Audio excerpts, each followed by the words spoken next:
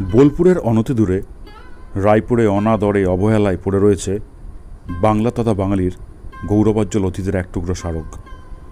প্রায় ৩০০-৪০০ বছরের পুরনো এক রাজবাড়ি, রায়পুর রাজবাড়ি। প্রায় ৩০০ বছরের পুরনো এই অট্টালিকা, এই রাজপ্রাসাদ বর্তমানে রক্ষণাবেক্ষণের অভাবে একটা পুরো রাজবাড়িতে পরিণত হয়েছে। ঐতিহ্যবাহী শান্তিনিকেতন ব্রহ্ম আশ্রম ও বিশ্বভারতী বিদ্যালয়ের প্রতিষ্ঠার সূচনা যে বাড়ি থেকে হয়েছিল, সেই রায়পুর রাজবাড়ি আজ ধ্বংসের মুখে। চারপাশে শুধুই ঝিঁঝির ডাক, নিস্তব্ধতা। খসে পড়েছে দেওয়াল, বেরিয়ে পড়েছে ইট, ইটের খাঁজে খাঁজে গাছের ঝুড়ি, জমেছে শ্যাওলা। ঐতিহ্যের ধারক ও বাহক হিসেবে বিশ্বভারতী বিদ্যালয় শান্তিনিকেতন আশ্রম আজ উজ্জ্বল নক্ষত্র। আর এই ঐতিহ্য প্রতিষ্ঠার ইতিহাস লেখা রয়েছে ভগ্নপ্রায় রাজপুর রাজবাড়ির প্রতিটা ইটে। আমরা যখন এখানে দুর্গাবাড়িতে ঠাকুর দেখতে আসতাম ছোটোবেলায়, তখন এই সুখ হলে আর সুখের নাগরা বাড়িতে, আর দুঃখ হলে দুঃখের নাগরা বাড়িতে।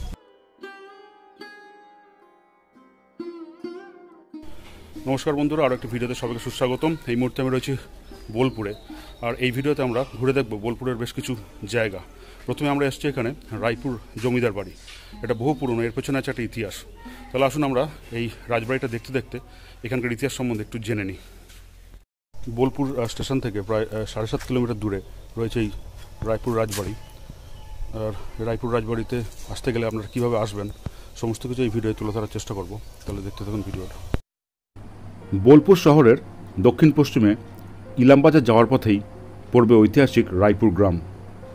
বোলপুর রেল স্টেশন থেকে রায়পুর যাওয়ার জন্য আপনি টোটো পেয়ে যাবেন। যেতে সময় লাগবে কম বেশি 25 থেকে 30 মিনিট। পথেই দেখে নিতে পারেন বিশ্ববাংলা বিশ্ববিদ্যালয়, গীতবিতান টাউনশিপ ও বিশ্ববাংলা ক্ষুদ্র বাজার। সব কিছু দেখতে দেখতে আমরা প্রবেশ করলাম রায়পুর গ্রামে। গ্রামের রাস্তা ধরে মিনিট 5-7 এগোতেই চোখে পড়ল সেই ভগ্নপ্রায় রায়পুর রাজবাড়ি।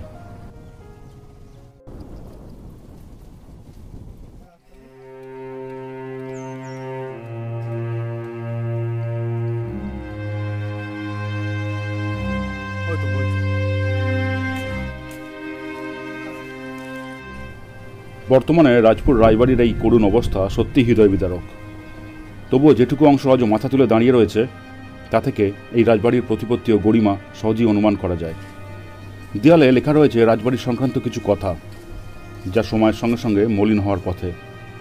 আমরা প্রবেশ করলাম রায়পুর রাজবাড়িতে, ঘুরে দেখতে লাগলাম রাজবাড়ির অন্দরমহল।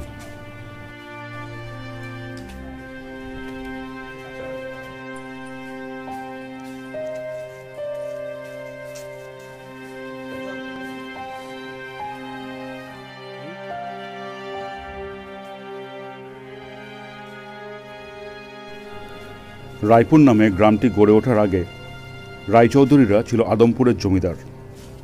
পরবর্তীকালে এরা রায়পুরে উঠে আসে। জিতানাথ দত্ত ছিলেন এই পরিবারের সন্তান।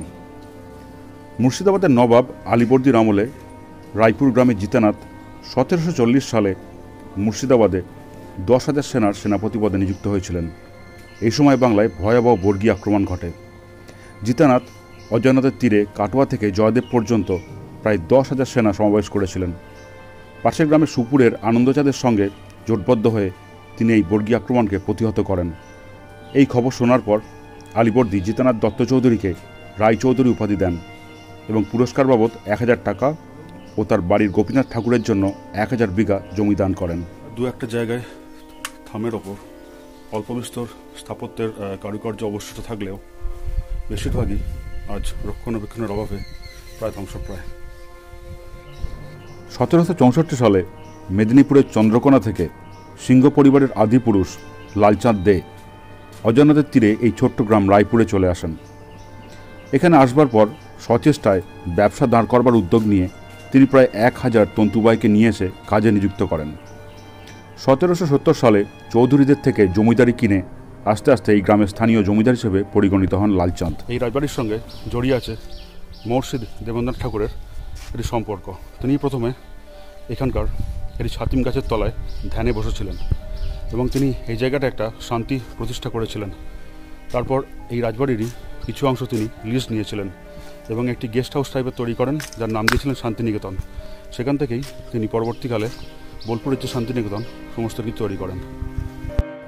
আনুমানিক 1825 থেকে 1826 সালের মধ্যে দ্বারকানাথ ঠাকুরের সঙ্গে রায়পুরের সিংহ পরিবারের একটি যোগাযোগ স্থাপন হয়। পরবর্তীকালে দেবেন্দ্রনাথ ঠাকুর যখন আধ্যাত্মিক চেতনায় উদ্বুদ্ধ হন, তখন সিংহ পরিবারের সঙ্গে তারও যোগাযোগ নিবিড় হয়। ভুবনমোহন সিংহের ছেলে প্রতাপনারায়ণ সিংহ মহর্ষি দেবেন্দ্রনাথ ঠাকুরের কাছে ব্রহ্মধর্মে দীক্ষিত হয়েছিলেন। অনুমান করা হয় বীরভূম জেলায় তিনিই প্রথম ব্রহ্মধর্মে দীক্ষিত হন। আরও পরে গুরুদেব রবীন্দ্রনাথ ঠাকুরের সঙ্গে ঘনিষ্ঠতা বাড়ে সত্যেন্দ্র প্রসন্ন সিংহের। এই সত্যেন্দ্র প্রসন্ন সিংহ ছিলেন প্রথম ও একমাত্র ইংরেজ যিনি লর্ড উপাধি পেয়েছিলেন। এছাড়াও পরদিন ভারতবর্ষের বিহার ও উড়িষ্যার গভর্নর ছিলেন সত্যেন্দ্র প্রসন্ন। বিশ্বভারতী বিশ্ববিদ্যালয়ের প্রতিষ্ঠায় তার অগ্রণী ভূমিকা ছিল।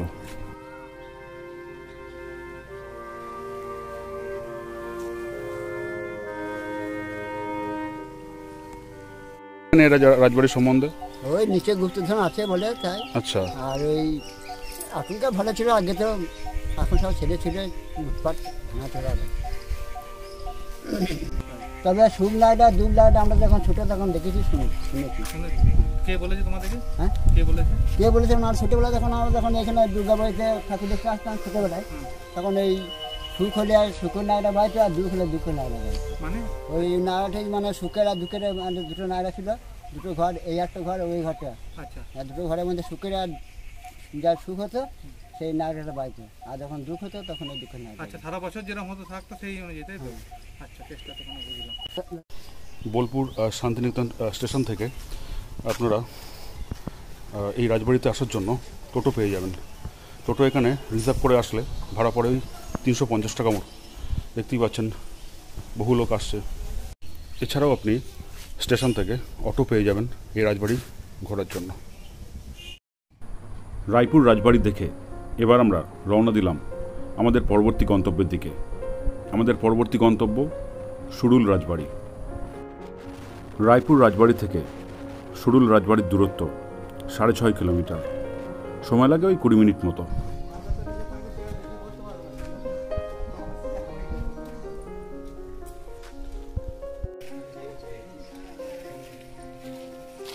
রায়পুর রাজবাড়ি দেখে এখন আমরা রয়েছি সুরুল রাজবাড়ির সামনে। এটিও প্রায় 300 বছরের পুরনো, কিন্তু এই রাজবাড়িটাকে এতটাই সুন্দর রক্ষণাবেক্ষণ করা হয়েছে যার জন্য এখনও বাসযোগ্য। চলুন আমরা এই রাজবাড়ির ভেতরে প্রবেশ করি এবং জানতে থাকি এখানকার ইতিহাস। এই সুরুল রাজবাড়ির সঙ্গে ঠাকুরবাড়ির একটা নিবিড় সম্পর্ক আছে। রবীন্দ্রনাথ ঠাকুর থেকে শুরু করে রথীন্দ্রনাথ ঠাকুর সকলেই কিন্তু এই রাজবাড়িতে বেশ কিছুদিন কাটিয়েছিলেন। এছাড়াও দেবেন্দ্রনাথ ঠাকুরের যে শান্তিনিকেতন, সেখানকার বেশ কিছু জমি এই রাজপরিবারের তরফ থেকে প্রদান করা হয়েছিল। বীরভূম জেলায় অবস্থিত প্রায় 300 বছরের পুরনো সুরুল সরকার বাড়ি, যা সুরুল রাজবাড়ি নামেও পরিচিত। অনুমান করা হয় অষ্টাদশ শতাব্দীতে বর্ধমানের বাঁকা নদীর ধারে নীলপুর গ্রামে ভরতচন্দ্র নামে এক অভিজাত ধার্মিক ব্যক্তি বাস করতেন। ভরতচন্দ্র এবং তার স্ত্রীর বহু প্রচেষ্টার পরেও তাদের কোনো সন্তান না হওয়ায় তারা বারাণসীতে তীর্থযাত্রা করবার জন্য মনস্থির করেন। কিন্তু বারাণসী যাওয়ার পথে একটু যাত্রা ভঙ্গ হওয়ার জন্য তারা বীরভূমের সুরুলে এসে পৌঁছন। এখানে এসে তারা গুরুদেব বাসুদেব ভট্টাচার্যের বাড়িতে থাকতে শুরু করেন। এই বাড়িতে শ্যামসুন্দর নিত্য পূজিত হতেন। তাই দেখে ভরতচন্দ্র সরকার এবং তার স্ত্রী শ্যামসুন্দরের পুজো করতে শুরু করেন এবং তারা একটি পুত্র সন্তান লাভ করেন, যার নাম রাখেন কৃষ্ণহরি। শোনা যায় এই পরিবারের আসল পদবি কিন্তু সরকার নয়, ইংরেজদের থেকে এই পদবি তারা পেয়েছিলেন। কৃষ্ণহরির পুত্র শ্রীনিবাস ইংরেজদের সঙ্গে ব্যবসা করে বিশাল প্রতিপত্তি করেছিলেন। তাদের মূলত নীল চাষ এবং জাহাজের পাল তৈরির ব্যবসা ছিল। সুরুল রাজবাড়িতে যে দুর্গাপুজোটি হয় সেটা বেশ পুরনো, প্রায় 286 বছরের। সেটাও আমরা ঘুরে দেখব। ভরতচন্দ্র সরকারের আমল থেকে এই রাজবাড়ির পুজো শুরু হয়। চতুষ্কোণের এই রাজবাড়ির মধ্যস্থিত নাট মন্দির সমন্বয়ে গড়ে ওঠা এই সুরুল রাজবাড়ির পুজো কলকাতার বেশ কিছু বনেদিবাড়ির পুজোর সমতুল্য। কৃষ্ণহরির পুত্র শ্রীনিবাস 5 খিলান বিশিষ্ট ঠাকুরদালান মন্দিরটি তৈরি করেন 18,000 টাকায়। রথের দিন এখানে কাঠামো পুজো হয়। তারপর শুরু হয় প্রতিমা নির্মাণ। একচালা প্রতিমার অঙ্গে থাকে ডাকের সাজ। প্রায় 5 প্রজন্ম ধরে মৃৎশিল্পীরা এই বাড়ির প্রতিমা নির্মাণ করে আসছেন। সুরুল রাজবাড়ির দুর্গা প্রতিমাকে সাজানো হয় 300 বছরের পুরনো অস্ত্রশস্ত্র এবং এই বাড়ির পারিবারিক অলংকার সামগ্রী দিয়ে। এখানে মা পূজিত হন বৈষ্ণব মতে। পুজোর কটা দিন রাজবাড়ি সেজে ওঠে কোনো বৈদ্যুতিক আলোয় নয়, রেডি তেলের প্রদীপে। ইতিহাস ঘাঁটলে দেখা যায় সুরুল রাজপরিবারের সঙ্গে জোড়াসাঁকো ঠাকুর পরিবারের খুব ভালো সম্পর্ক ছিল। রবীন্দ্রনাথ নিয়মিত এই সরকার বাড়িতে আসতেন। একবার তিনি মহাত্মা গান্ধীকে এই রাজবাড়িতে সঙ্গে করে এনেছিলেন। এখনও সুরুল রাজবাড়িতে তার স্মৃতি ধরে রাখা হয়েছে। শোনা যায় দেবেন্দ্রনাথ ঠাকুর এই রাজপরিবারের কাছ থেকে শান্তিনিকেতনের জন্য বেশ কিছু জমি পেয়েছিলেন। এই যে সুরুল রাজবাড়ি, এই রাজবাড়িতে কিন্তু বিভিন্ন জনপ্রিয় সিনেমার শুটিং হয়েছিল, যেমন হীরক জয়ন্তী, প্রতিশোধ, দেবদাস, প্রতিবেশী বর্মী বাক্স। এছাড়া অনেক সিনেমার শুটিং কিন্তু এই সুরুল রাজবাড়িতে হয়েছিল। একটি ছোট্ট ভিডিওর মাধ্যমে বোলপুরের 2 রাজবাড়ির ইতিহাস তুলে ধরার চেষ্টা করলাম। ভিডিওটি আপনাদের কেমন লাগলো তা জানিয়ে অবশ্যই কমেন্ট করবেন, আর ভালো লাগলে চ্যানেলটিকে সাবস্ক্রাইব করে দেবেন। ধন্যবাদ সবাইকে, ভালো থাকবেন।